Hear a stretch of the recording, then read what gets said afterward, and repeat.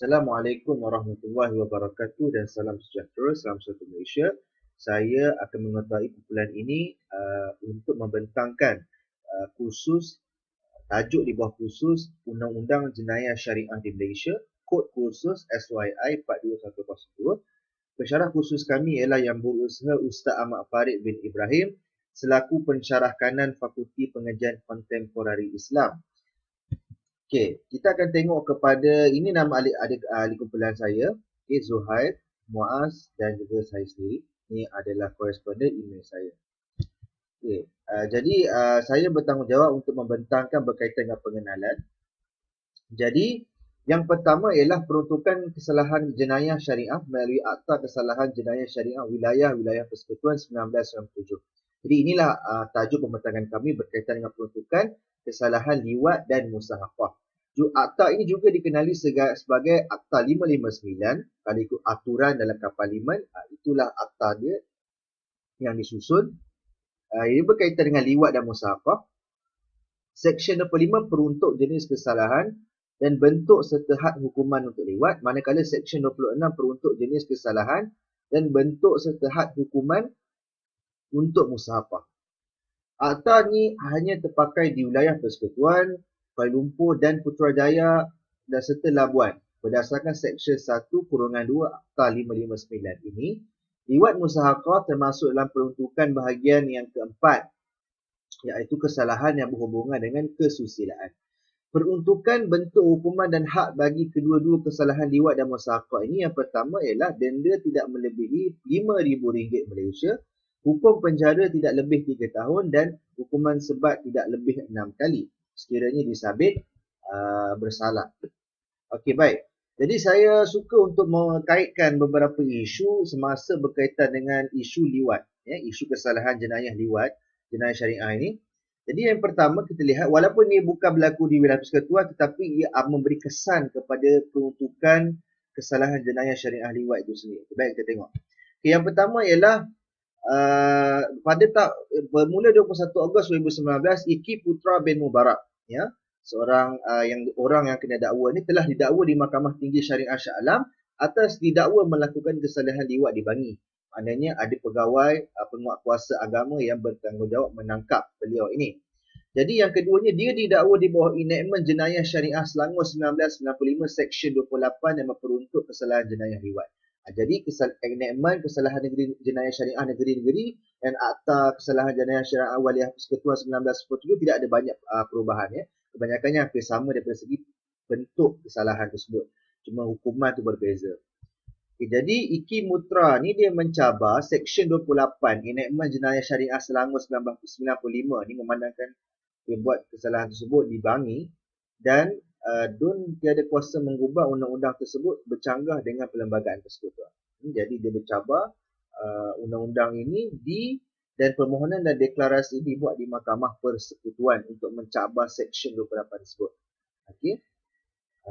Jadi yang kelima pula ialah Mahkamah Persekutuan bersetuju bahawa EJS atau Enactment Jenayah Syariah Selangor 1995 tersebut bertentangan dengan Perlembagaan Persekutuan. Ini kerana alasannya berkaitan telah wujud dalam Perlembagaan Persekutuan kerana kesesaan Seksyen 377. Jadi apa-apa peruntukan yang bertentangan dengan Perlembagaan Persekutuan akan terbatal. Berdasarkan itu peruntukan jugalah dalam Perlembagaan Persekutuan. Jadi kesan kepada enactment kesalahan jenayah syariah negeri-negeri yang lain berkaitan kesalahan ini mungkin terbatal dan tidak sah, termasuk Akta 559. Jadi sekian sahaja daripada saya. Saya terus mempersilakan rakan saya seterusnya untuk membentangkan. Sekian. Assalamualaikum warahmatullahi taala wabarakatuh. Bismillahirrahmanirrahim. Assalamualaikum warahmatullahi wabarakatuh. Nama saya Muhammad Muaz bin Muhammad Azmi, nombor metrik 054520. Hari ini saya akan menyambung pembentangan pada bahagian hakikat liwat dan musahakah di dalam Islam. Kita akan kenali apa itu liwat dan kita akan kenali juga apa itu musahakah dan apakah pandangan liwat dan musahakah ini di dalam Islam. Liwat didefinisikan sebagai perbuatan memasukkan zakar ke dalam lubang dubur. Manakala musahakah ini ialah dari segi bahasa dikenali sebagai menggosok atau menggesil. as-sahaq wa tadallu. Manakala dari segi istilah pula adalah wanita yang menyetubuhi wanita yang lain. Dapat dirujuk dalam kitab Al-Tashri' Al-Jina' Al-Islami. Hukum liwat. Okey, sebelum itu, liwat ini merupakan perbuatan yang dicela oleh Allah Subhanahu Wa Taala, dan ulama sebulat suara bersepakat bahawa hukum bagi liwat ini adalah haram dan ianya merupakan satu dosa besarlah. Dalam firman Allah Subhanahu Wa Taala di dalam surah Al-A'raf ayat 80, Walutan a'udzubillahi minasyaitonirrajim. Bismillahirrahmanirrahim. Walutan izqala liqaumihi atatuna al-fahishata ma sabakum biha min ahadin minal alamin. Mafhumnya, dan Nabi Lut juga kami utuskan. Ingatlah ketika ia berkata kepada kaumnya, patutkah kamu melakukan perbuatan yang keji yang tidak pernah dilakukan oleh seorang pun dari penduduk penduduk alam ini sebelum kamu. Surah Al-A'raf ayat 80. Jelaslah di sini bahawa sejarah bagi perbuatan liwat ini bermula daripada kaum Nabi Lut, yang mana kaum Sodom. Liwat ni atau juga dikenali sebagai homoseksual, yang mana suka pada sejenis, lelaki dengan lelaki, wanita dengan wanita. Ia merupakan sesuatu yang di luar tabi'i lah, dan jelas-jelas diharamkan di dalam Islam. Dan kaum Nabi Lut setelah itu kaum Nabi Lut juga dibinasakan oleh Allah Subhanahu Wa Taala sebagai peringatan kepada kaum yang lain, kaum yang akan datang. Dan kita dapat lihat juga di Malaysia juga berlakunya kes liwat ini, yang mana terdapat banyak sangat kes. Antaranya kes Sukma Durmawan, Azizan Abu Bahar, dan antara yang paling dikenali lah, yang mana kes Datuk Seri Anwar bersama dengan pembantunya Saiful Bahri. Seterusnya kita sambung kepada bahagian musahakah. Musahakah juga merupakan perkara yang di luar kebiasaan manusia lah. Hukum bagi musahakah jelas-jelas adalah bersalahan dengan fitrah kejadian semula jadi manusia, yang melanggar hukum alam dan hukumnya adalah haram. Dalil bagi musahakah ini kita dapat lihat di dalam riwayat Ibn Hibban, As-sihakuz zina an-nisa bainahunna. Maksudnya, sihak merupakan zina perempuan antara perempuan. Hukum bagi adapun demikian, saya dapat simpulkan di sini bahawa perbuatan liwat dan musahakah ini adalah dilarang di sisi Islam, yang mana ia bertentangan dengan fitrah kejadian manusia tersebut. Allah Subhanahu Wa Taala melaknat perbuatan tersebut dan melakukannya adalah berdosa besar. Bahkan dosanya bersamaan dengan dosa berzina di sisi Allah Subhanahu Wa Taala. Dalam pandangan Islam, perbuatan liwat dan musahakah ini akan dijatuhkan di bawah hukuman ta'zir dan bukannya di bawah hukuman hudud. Wallahu a'lam. Wassalamualaikum warahmatullahi wabarakatuh. Bismillahirrahmanirrahim. Assalamualaikum warahmatullahi wabarakatuh. Nama saya Muhammad Zuhair bin Az-Zahar, nombor matrik 054498. Saya akan menyambung pembentangan oleh sahabat-sahabat saya, dan tajuk yang akan saya bentangkan ialah faktor-faktor yang mendorong seseorang manusia itu melakukan liwat dan musahakah. Kita lihat pada poin kita yang pertama di sebelah atas kanan, iaitu tidak dapat mengawal nafsu. Seperti yang kita sedia maklum, nafsu ini merupakan ciptaan Allah dan ada pada diri setiap umat manusia.